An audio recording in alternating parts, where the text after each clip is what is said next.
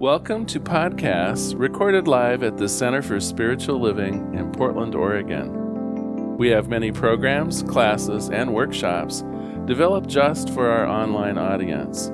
To find out more, go to our website at cslportland.org and look under the Online tab. Our mission is to open hearts, ignite minds, and make a difference. If you'd like to support our center and its video podcasts, you can donate online at cslportland.org/donate. Allow us to become part of your extended spiritual community. Wherever you are on your spiritual journey, you are most welcome at the Center for Spiritual Living.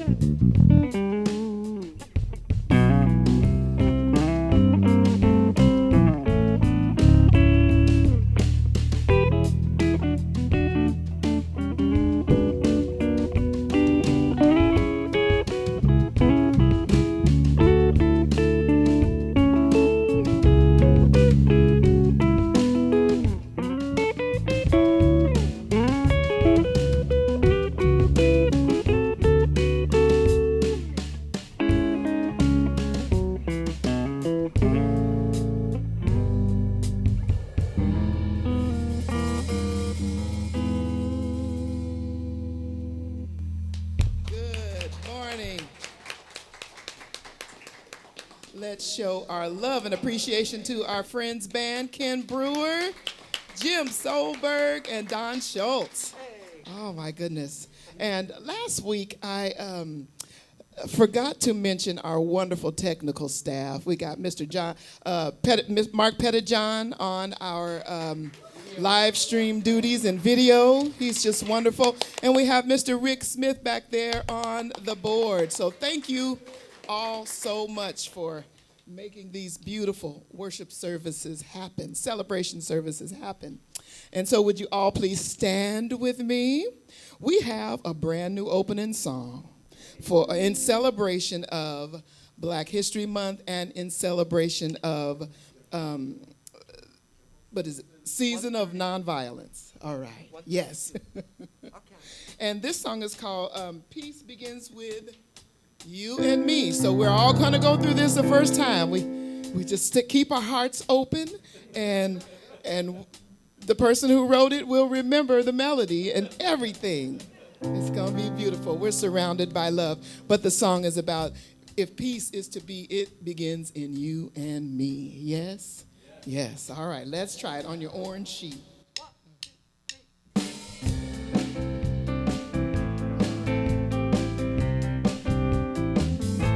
we go. Peace begins with you and me.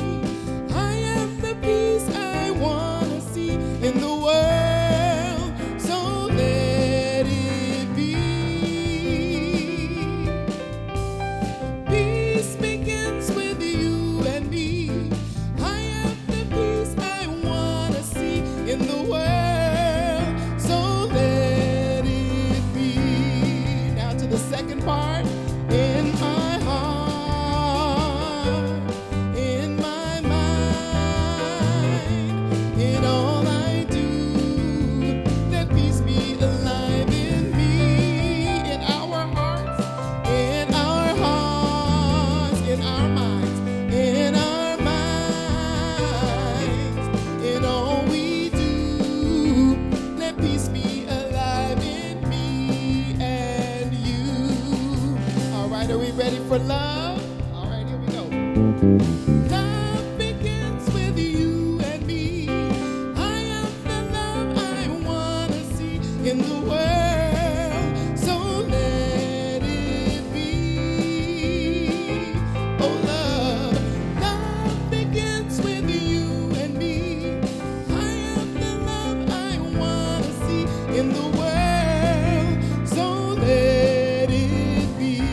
In our hearts and in our minds, in my heart, in my mind, in my mind, in all I do, in all I do, let love be alive in me, in our hearts, in our hearts, in our minds, in our minds, in all we do, let love be alive in me and you. Peace begins with you and me. I am the peace I want to see in the world, so let it be. So let it be. Let it be. Oh, let it be. Let it be. Let it be. Oh, let it be.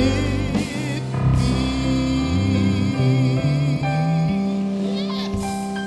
Bless you. Bless you. Bless you. You may be seated. We'll get it by the fourth week.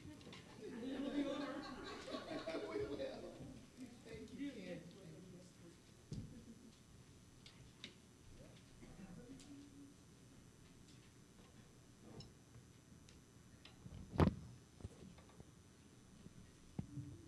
Welcome to the Portland Center for Spiritual Living and to our celebration service, friends. We are a science of mind community that teaches spiritual principles to transform your life and make the world a better place. Wherever you are on your spiritual journey, you are welcome here.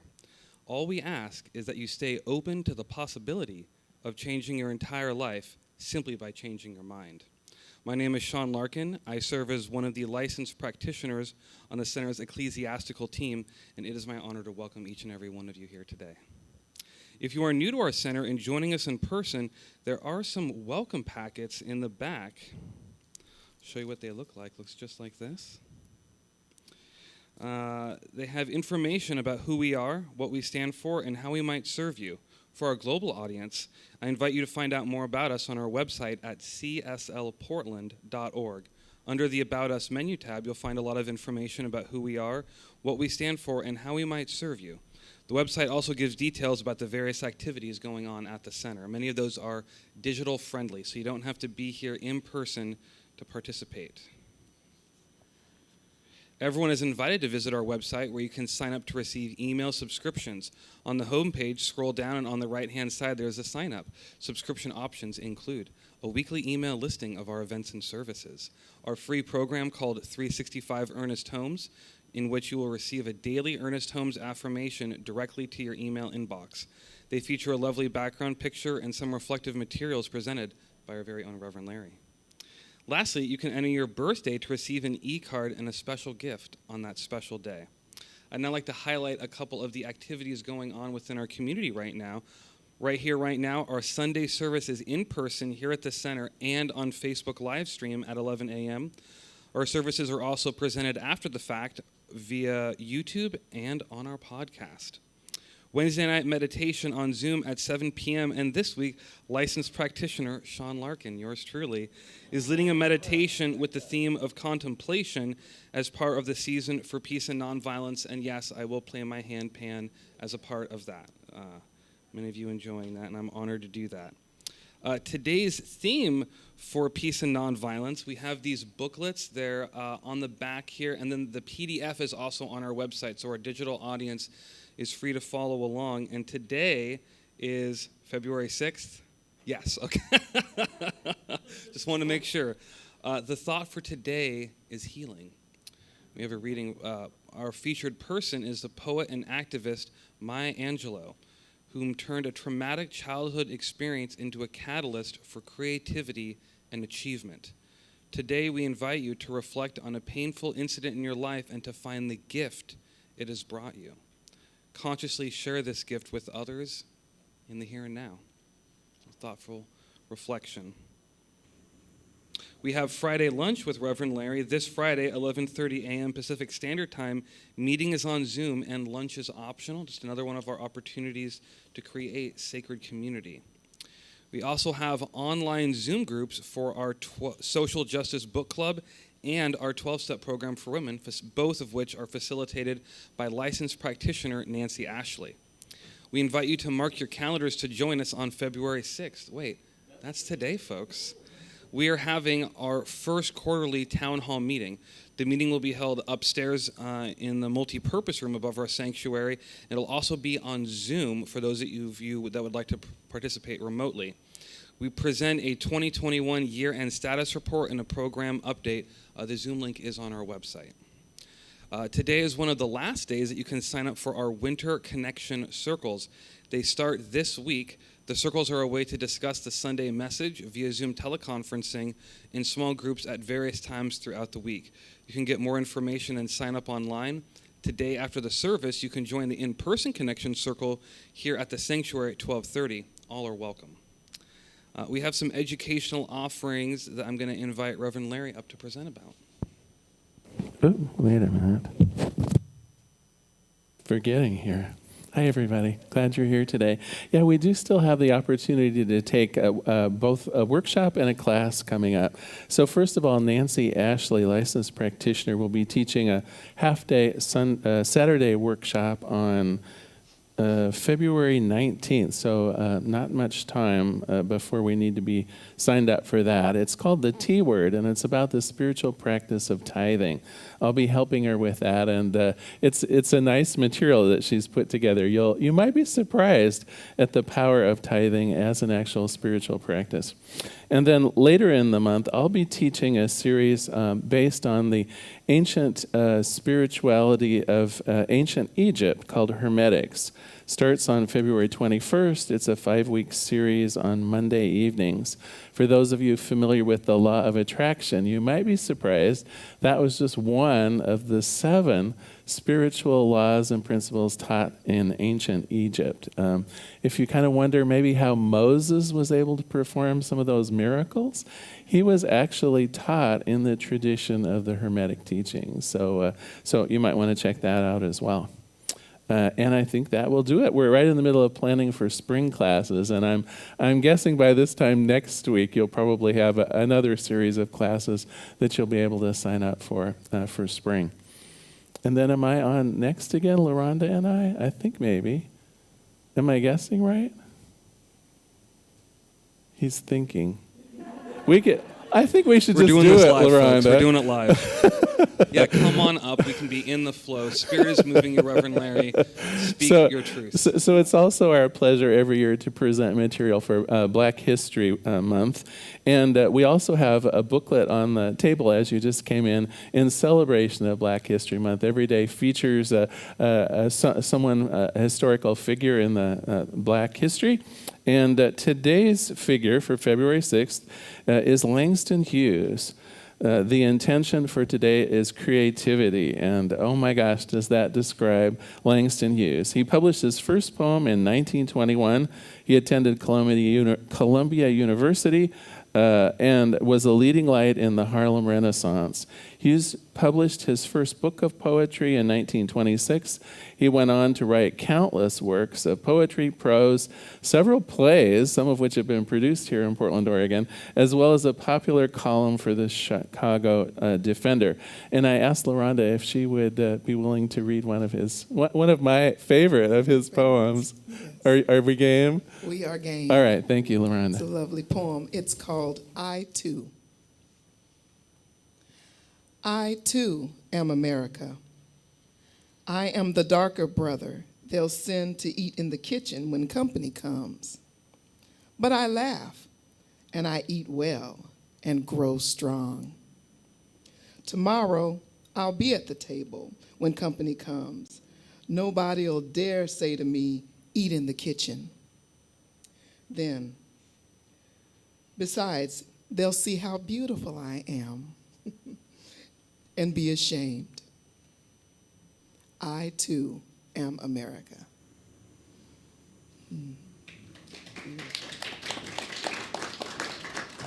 Thank you. Thank you. And yes, you guys were next. I misread the programs. That one's on me. Got to own it. Integrity begins with humility. I just made that up. That sounds good. Okay. Joy is a spiritual principle. Our flowers, as always, stunningly beautiful and courtesy of our very own Cat Jacobs. Today, our special music is provided by Lauri Jones, with help from our wonderful Friends Band and LaRhonda Steele. So lucky to have them here week in, week out. All right, today's message, What's in the Way is the Way, is by Reverend Larry King. So sit back and relax, because I know that somewhere between the music, the meditation, and the message is exactly what your heart came to receive.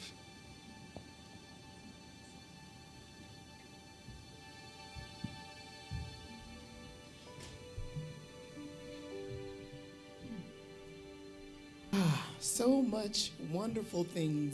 many wonderful things going on in our community and in the world.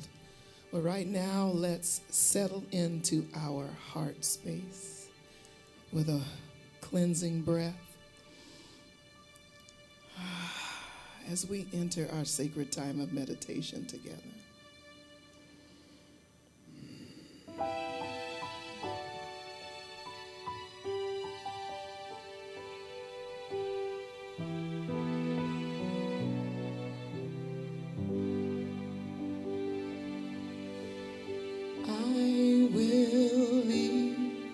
This world as it is, go inside to find my God.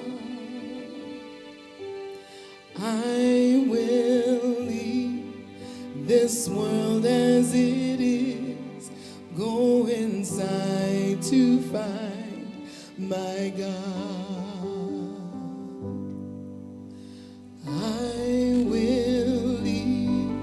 This world as it is, go inside to find my God.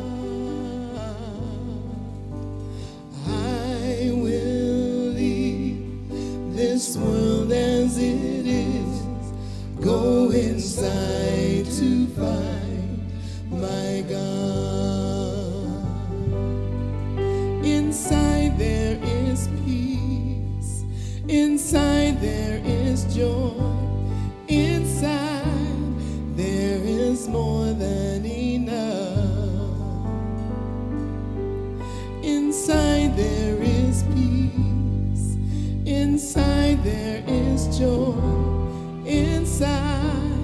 there is sacred love. Oh, I will leave this world as it is, go inside to find my God. I will leave this world as it is, go inside to find my God. I will leave this world, I will leave this world as it is, go inside to find my God. I will leave this world as it is, go inside to find my God. Go inside to find my God. Go inside to find my God.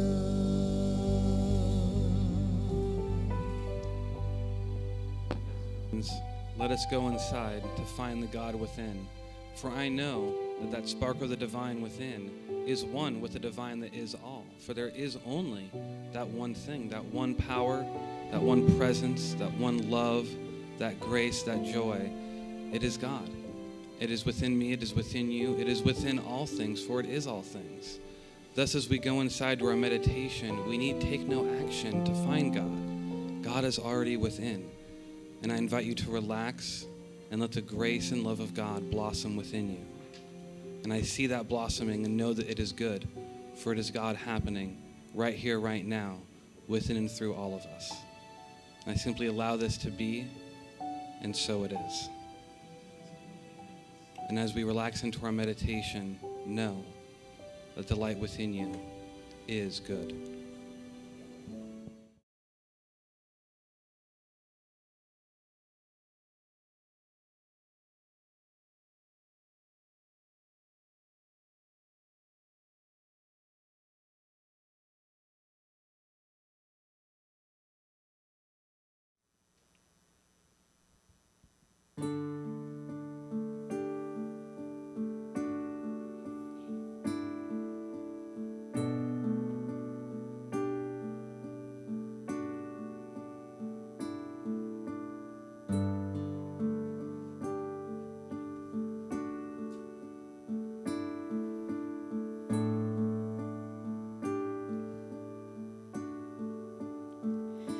The power of now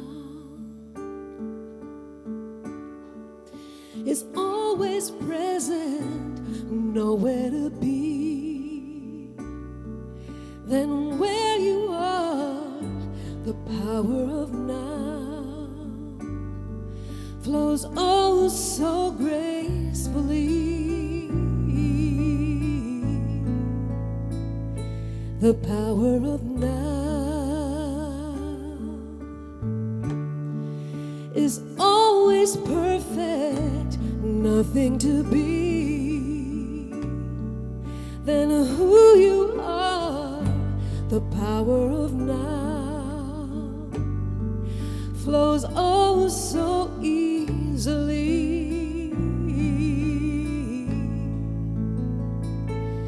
Be willing to let go of everything you think you need to know. Oh, be strong enough to let go of everything you think you need to control. For everything goes away. Let everything wash away. The power of now.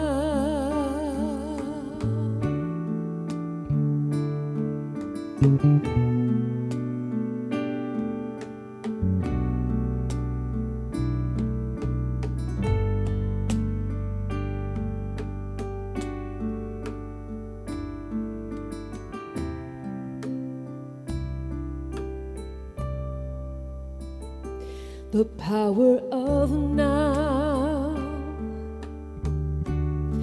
is ever flowing, connecting us all to the one. The power of now unfolds so peacefully. Be willing to let go of everything you think you need to know. Oh, be strong enough to let go of everything you think you need to know. For everything goes away. Let everything wash away. The power of now. The power of now. The power of now. The power of now.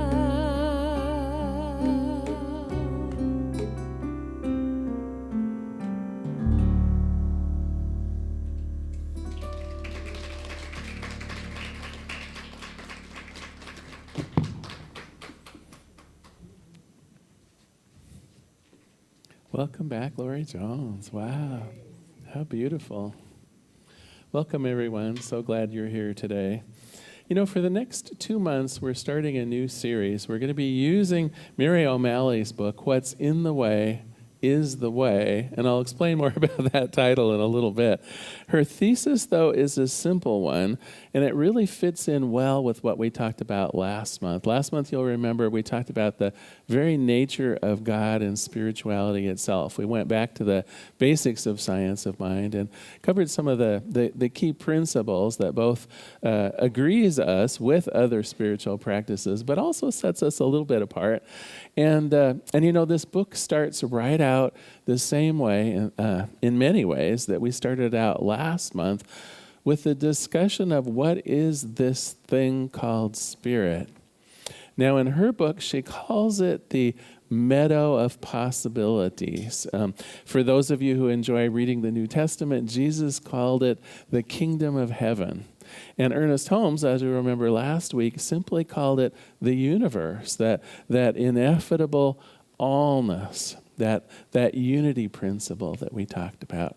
And I think where I would actually like to start is with a brief meditation. It's right out of the book. This is how she starts chapter 1, and it is an illustration of this idea of the meadow of possibility. So close your eyes for just a moment. I think you'll find that this is a sweet little way to get started in this book. She invites us to imagine a day when everything was completely all right. And not just all right, but really okay. Everything is okay. You may have just fallen in love or received something you've wanted for a very long time. Or maybe you're on vacation with no pressures, just lying in a hammock, deep contentment. Allow the images of your okay, just right day to fill you up. And go for the gusto. Let in that okayness, that daydreaminess. Let it flood your mind, your body, and your heart. And now notice what you're experiencing as you use your imagination to open up to the joy of everything being okay. In your mind, there is probably a sense that nothing ever needs to be different than it is right now. In your body, there's likely an experience of relaxation that just allows for joy, for gratitude, for peace to well up. Your heart is open. There's a spaciousness. There's light. What would it be like if you knew that everything was always okay? Now, that doesn't mean that there might not be challenges. It just means that you wouldn't have to turn them into problems. What would it be like to live from this open, relaxed, engaged, and spacious place? Isn't this all what we deeply long for? To no longer struggle with life, and instead to be open to the experience of life. This is possible. I invite you to open your eyes again. So this fits in so completely with our science of mind principle, doesn't it?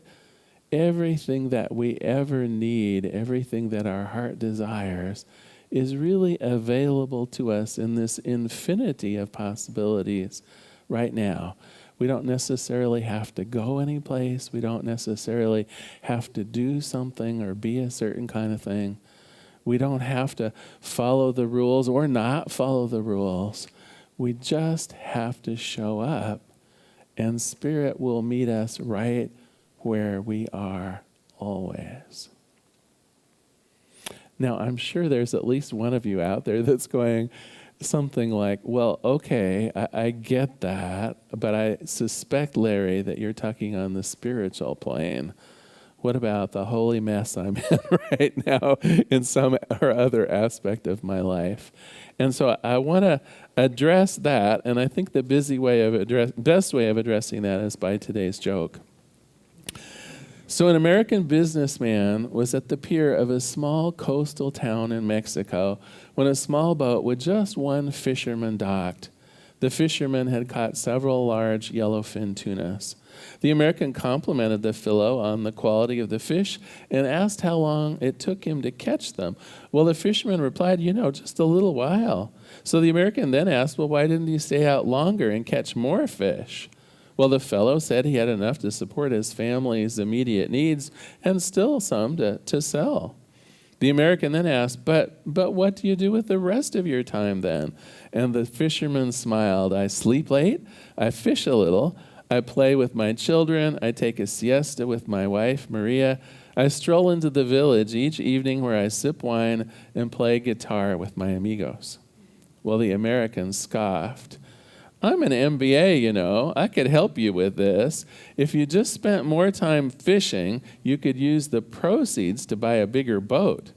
And with the bigger boat, you could end up buying several boats, eventually a fleet of fishing boats. You would sell directly to the processor, eventually opening your own cannery. You could control the product completely, processing, distribution, all of it. Why, you could move into the city and oversee everything in the lap of luxury. The fisherman asked, but senor, how long would all this take? Well, 10 to 15 years. And then what, senor? The American laughed. Well, that's the best part. When the time is right, you sell your company and become very rich. You could make millions. And then that would be the perfect time to retire. You could move to a small coastal town where you could sleep late, fish a little, play with your grandkids, take a siesta with your wife, while you could stroll into the village every evening where you could sip wine and play your guitar with your amigos. And so what Mary O'Malley is going to be explaining to us over the next 8 weeks is not that we're lacking for ingenuity.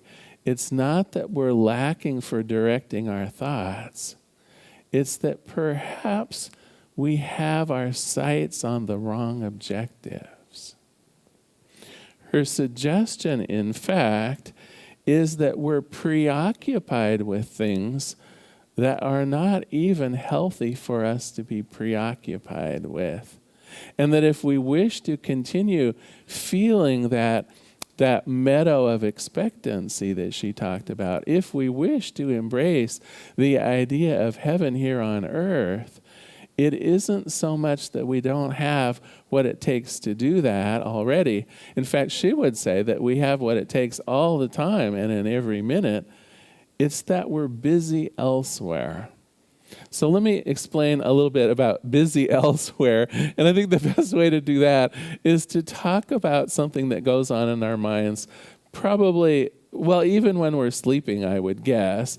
But that little voice in our mind that is kind of the social director or the commentator, the storyteller, if you will, about your life. And I can give you kind of a, off the top of my head example of it, right? So even as you're sitting there, some of you are saying things like, this is a pretty good talk, and I really like Larry's tie today. He did a nice job of dressing. And others of you are saying, I do like this room, but it's a little warm today. I wonder about the heating that's going on. And other people are saying, Mary O'Malley, I remember her. I saw her on Oprah. I bet that's the best-selling book that he had. And on and so forth. It's just that storyteller, and typically the storyteller is doing what? It's a very interesting thing. And my guess is it comes from when the human race was first evolutionary brought forth. That little voice inside in particular is looking for things that might be troublesome or harmful or disruptive. And then it sets us on a track to somehow ameliorate it, fix it.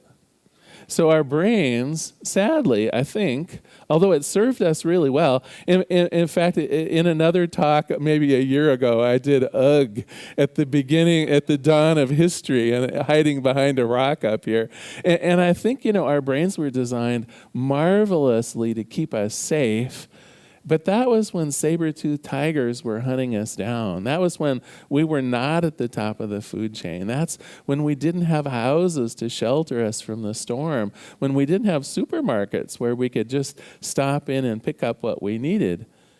And so that idea of keeping us safe, unfortunately, still has the same power over us than it did thousands, tens of thousands of years ago.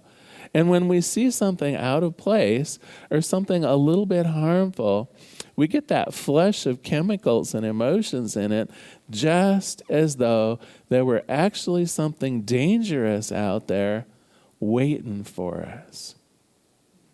And so when we notice we're out of ketchup in the refrigerator, it's almost the same feeling to us as maybe 30,000 years ago when we went out to the storehouse and discovered there was no grain left for the winter, right? It's like starvation. Well, for us, when we're out of ketchup, we go to Winco, right? I mean, it's no big deal. But yet those same feelings can be there for us. The phone call, the telephone ringing, oh my gosh, what if it's whatever, right?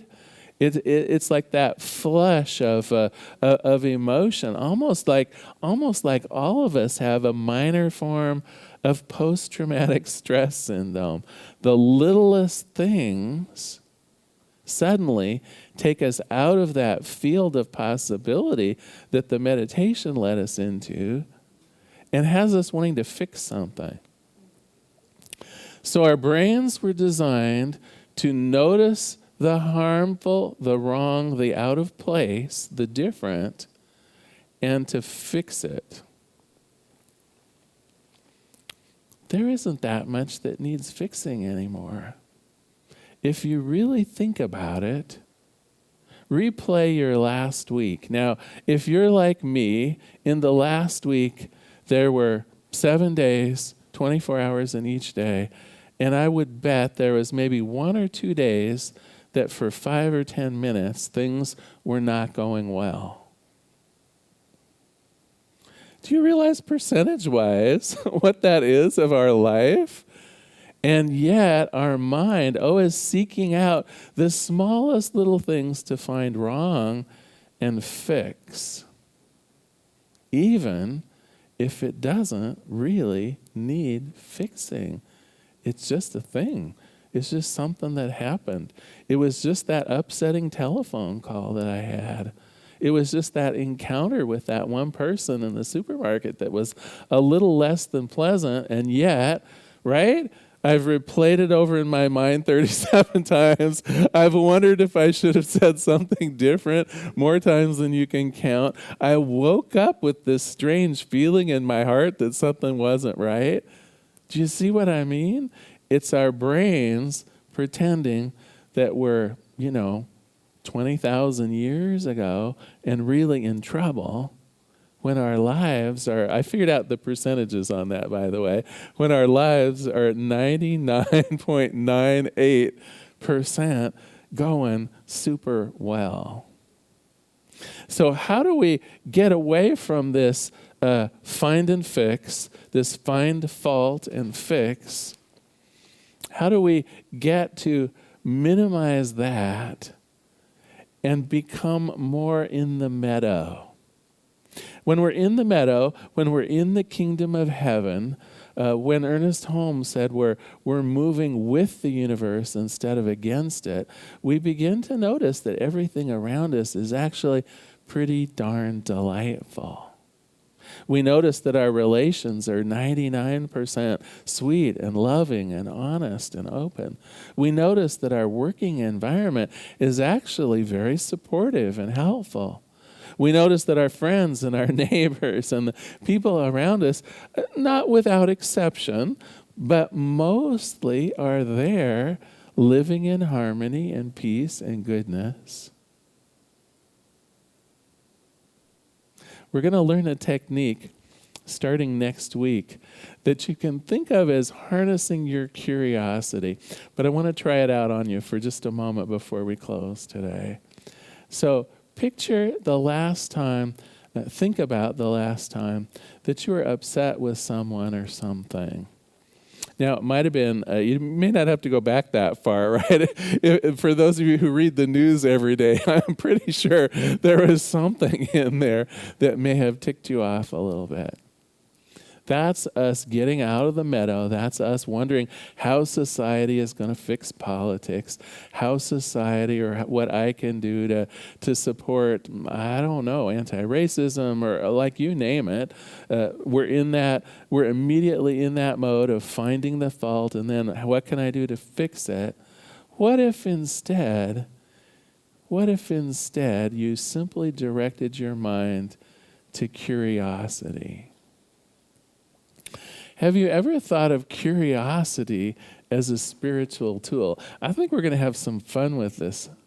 I think we're going to have a lot of fun in the coming month and a half with the idea of curiosity as a spiritual tool. So picture that moment in your mind, something that ticked you off, that was angry, that pulled you out of that idea of heaven at hand, of the field of the meadow of possibilities. And if instead of reacting to it, if instead of maybe judging it or wanting to fix it, what if instead you started asking yourself questions? What would my life be like? I'm curious. What would my life be like if I wasn't worried about politics at all? What would my life be like if I didn't worry that my boss was trying to get me fired or giving me a bad performance review? And I'm curious, why is it that I think and worry about this so much? I'm curious, does it actually help me in any way? Is my fear about this actually helpful in any way? I'm curious about that. For one thing, what it does is it disrupts the actual feeling of fear. You can't be curious and fearful at the same time. You can't be confused and curious at the same time. It's a kind of a natural emotion that puts you in the pause, the reflective mode. Instead of worrying, now you're being curious. So that leads us into the homework for this week. We're going to do a little bit of more talking about the storyteller, but I'm going to jump ahead for just a minute and talk about our homework. So your homework this week, you get a choice.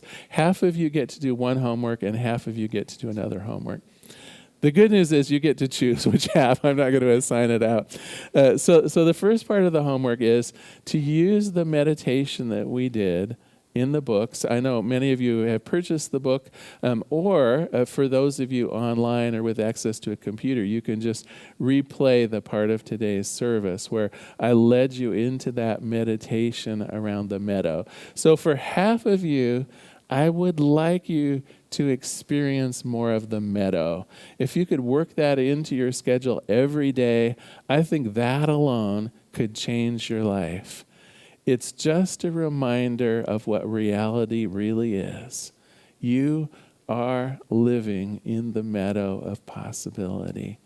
You have the power to bring yourself to that place of peace and harmony.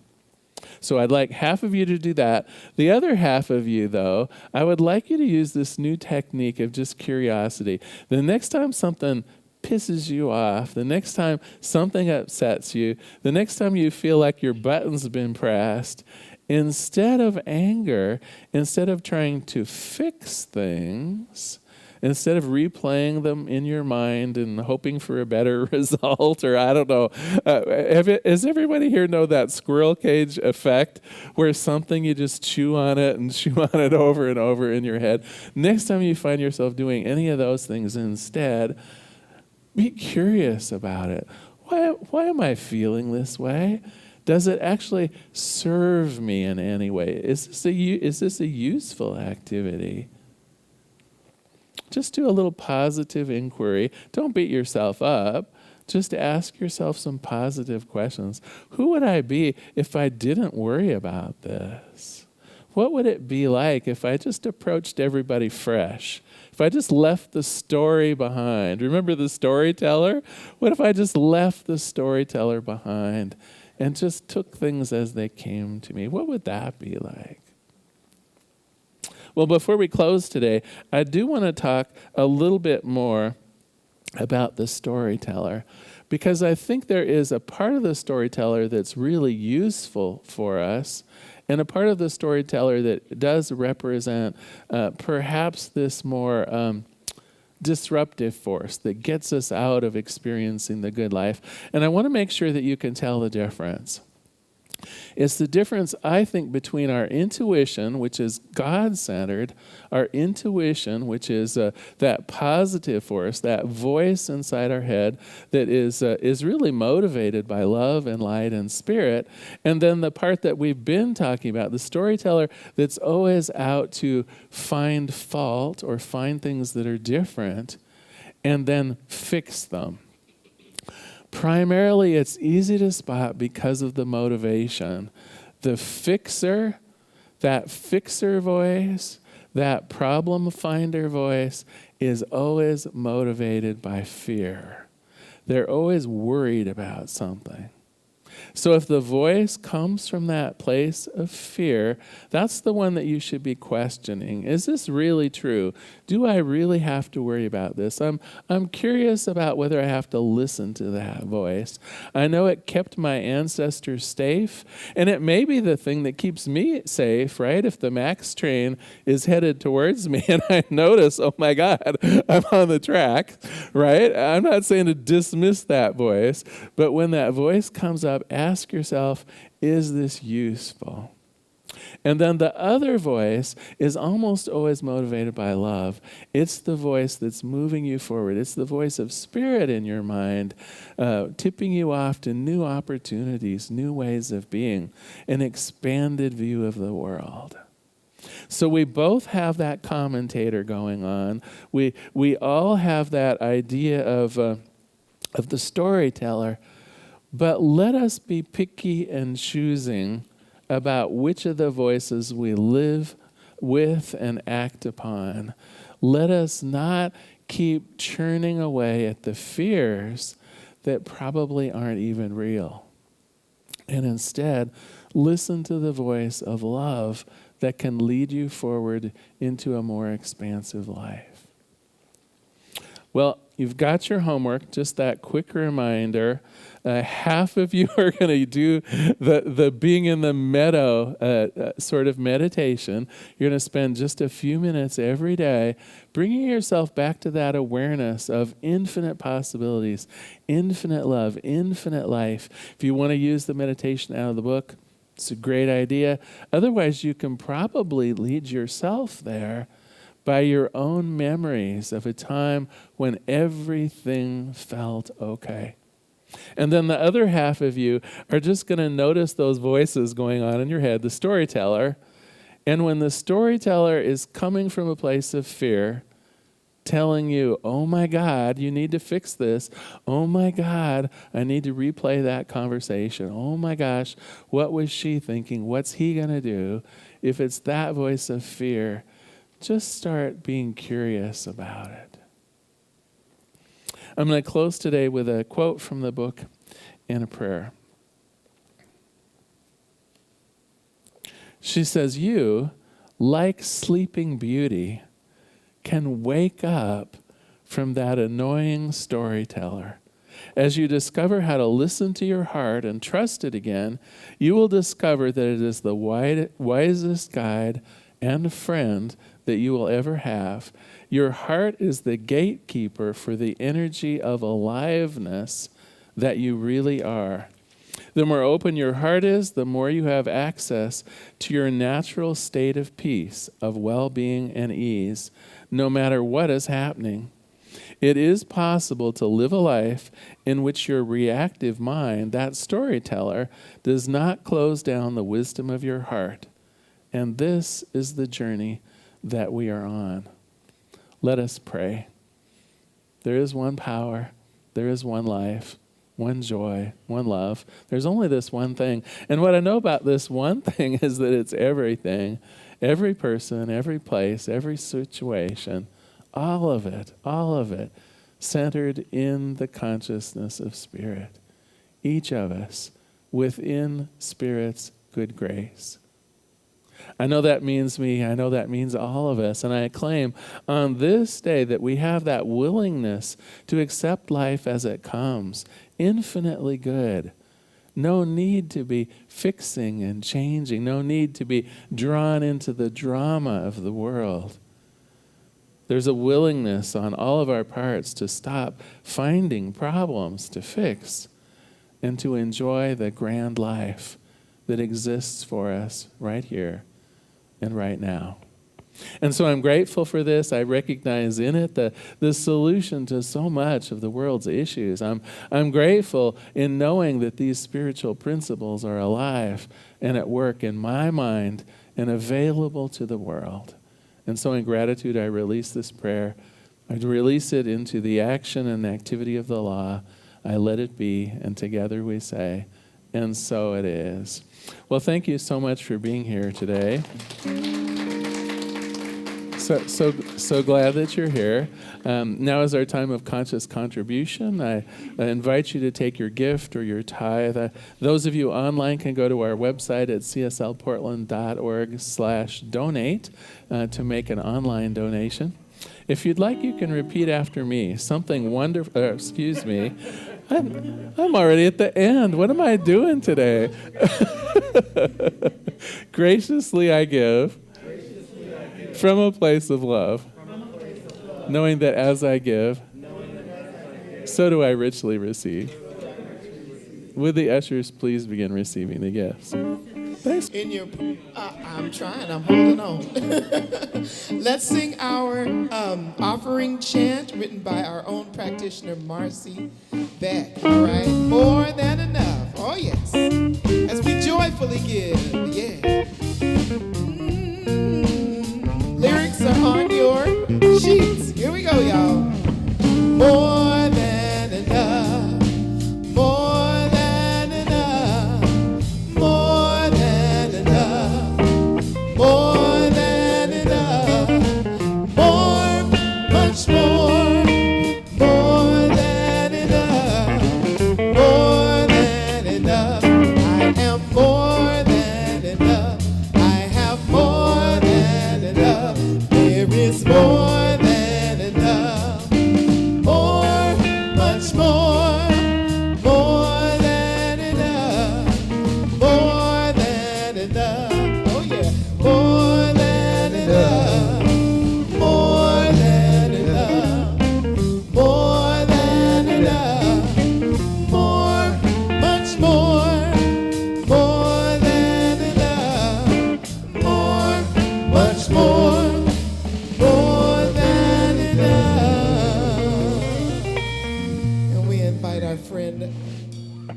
Lauri Jones back up.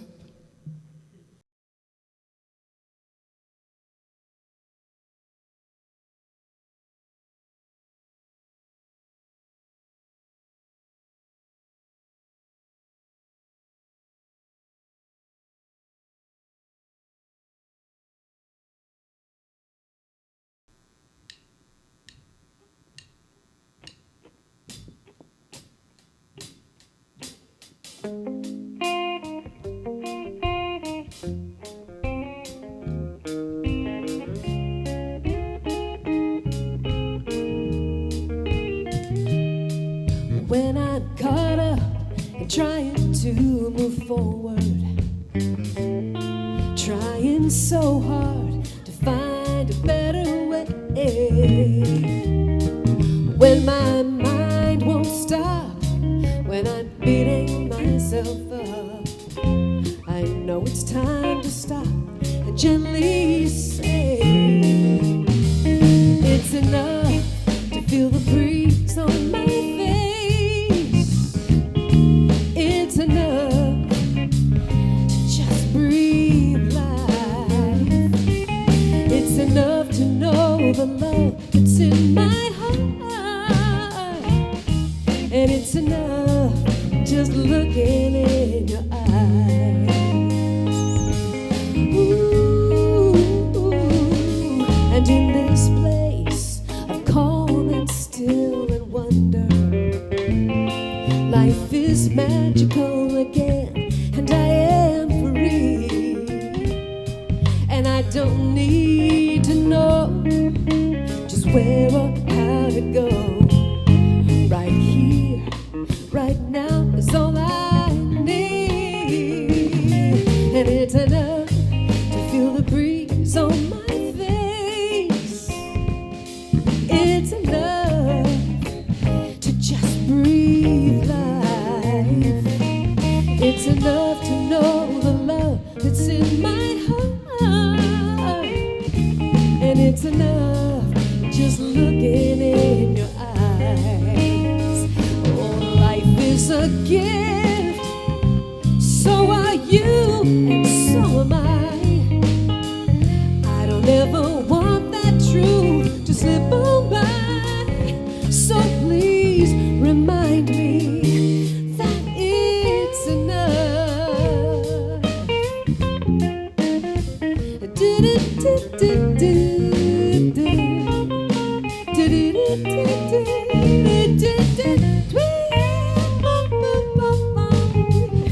Just breathe life.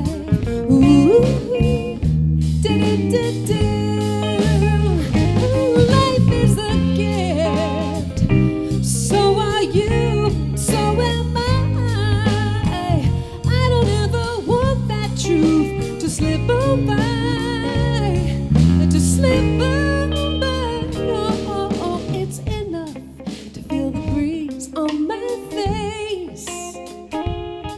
It's enough to just breathe life. It's enough to know the love that's in my heart. And it's enough just looking in your eyes. It's enough just looking in your eyes.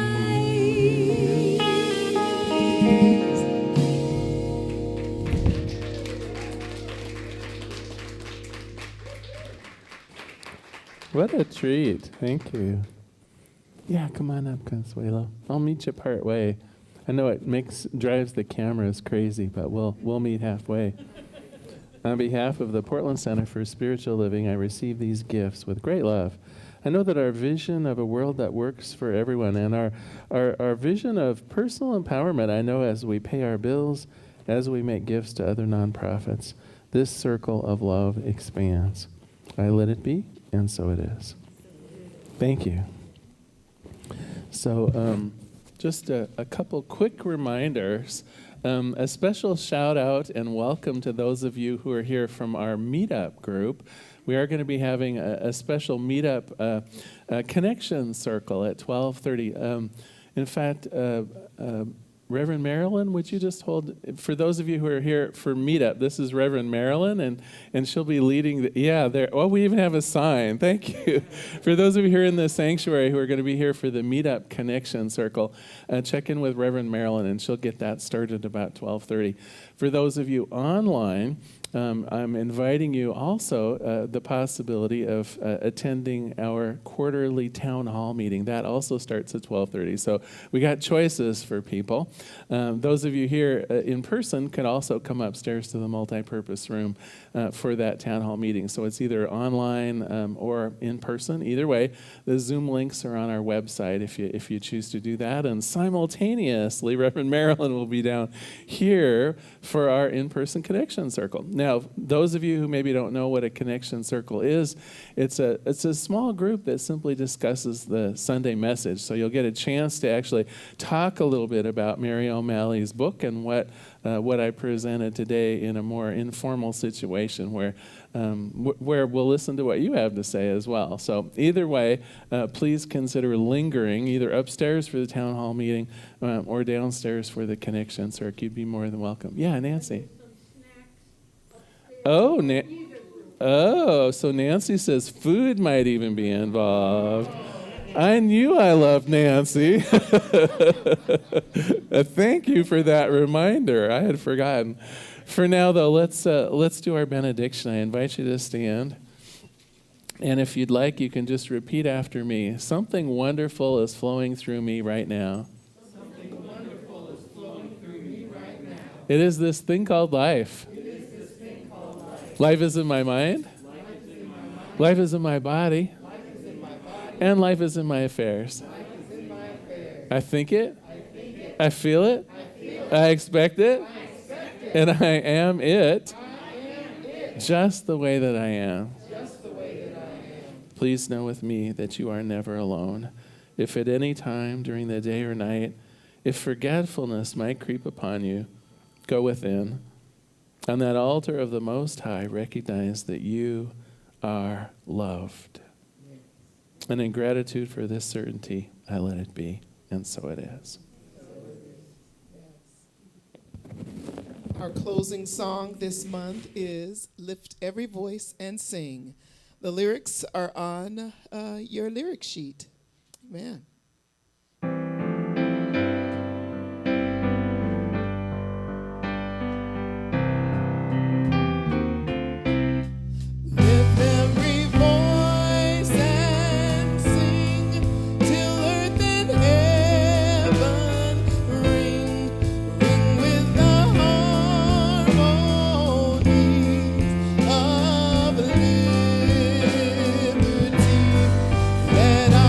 Join